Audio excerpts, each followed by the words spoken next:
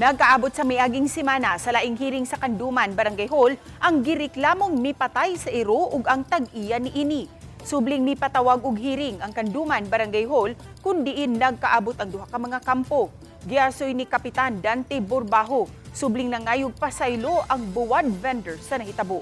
Apan ipadayon guyod kini sa tag-iya tungod sa nahitabo sa iyang Labrador nga si Cooper.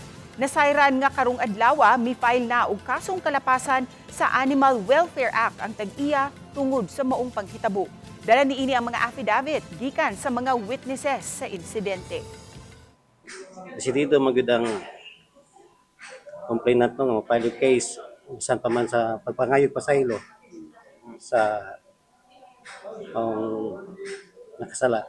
Murag mapayla to ang atong complainant. So mga silag minutes sa among pag-mediation.